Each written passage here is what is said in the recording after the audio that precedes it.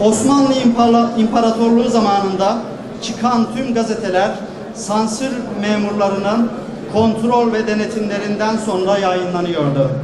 24 Temmuz 1908 tarihinde ikinci meşruiyet yürürlüğe girerken son buldu. Bu nedenle de 24 Temmuz tarihi basın bayramı ve gazeteciler günü olarak kutlanıyor. Sansürün kaldırılması Türk basınının gelişmesi bakımından en önemli dönüm noktasıdır. Bağımsız ve tarafsız basının varlığı toplumun bilinçlenmesinde ve demokrasinin gelişmesinde en önemli koşulları arasında bulunmaktadır. Bugün 111 yıl önceki sansürden bahsetmek mümkün olmasa da özellikle ekonomik sorunlardan dolayı uygulanan otosansür mesleğimizin en ciddi sorunlarından biri olmaya devam etmektedir. Artan maliyetler ve azalan gelirler nedeniyle basınımız zorlu bir süreçten geçmektedir.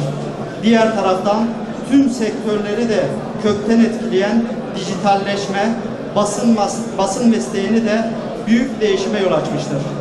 Basın kuruluşlarımızın varlıklarını devam ettirebilmeleri için teknolojideki gelişime yakından takip ederek değişen şartlara ayak uydurmaları zorunluluk haline gelmiştir.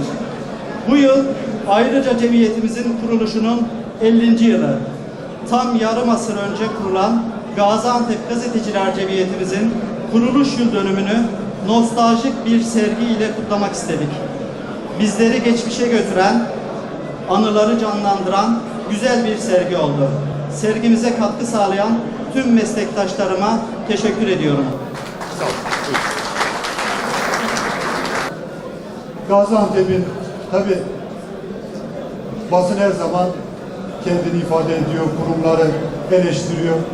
Burada bir öz eleştiriye de ihtiyaç var. Gaziantep'in en zayıf halkası basının maalesef. En zayıf halkasının basın olmasının sebebi de şu, bu işi hakkıyla yapanlar da var, hakkıyla yapmaya çalışanlar da var.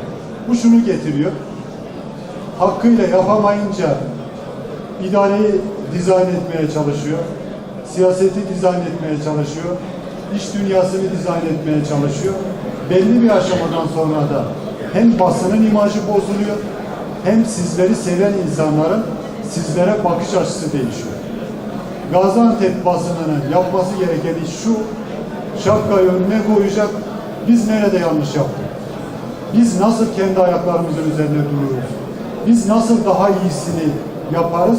Ve diğer kurumlardan ne alabiliriz? Ne destek olabilirler?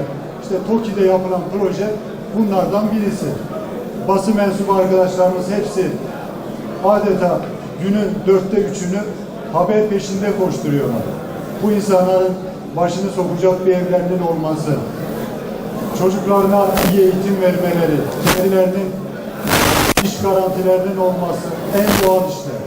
Ama Gaziantep basını kendini bir sorgulamadan geçirmezse, kendini bir öz eleştiriden geçirmezse, şu an 14 tane ya da 18 tane gazete varsa bunların 1/4 2 sene sonra ancak alır. Biz sizlerin yaşamasını istiyoruz. Biz sizlerin ayakta kalmasını istiyoruz. Yerel basın kentin hafızasıdır. Gaziantep sizlerle güçlü. Sizlerle daha ileriye gidebiliriz.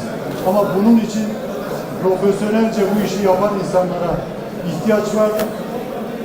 Bel altından haber yaptırmamak lazım. Bel altından haber yapmamak lazım. İnsanlara tabiri caizse basını sopa olarak göstermemek lazım ve gerçek anlamda habercilik yapmak lazım. Yazıyor. Hayırsever iş adamı Gaziantep sevdalısı Abdülkadir konuk olduğunu yazıyor. Yazıyor. Şehrimizin takımını özlemle beklenen Süper Lig'e taşıyan Hafız Başkanı yazıyor.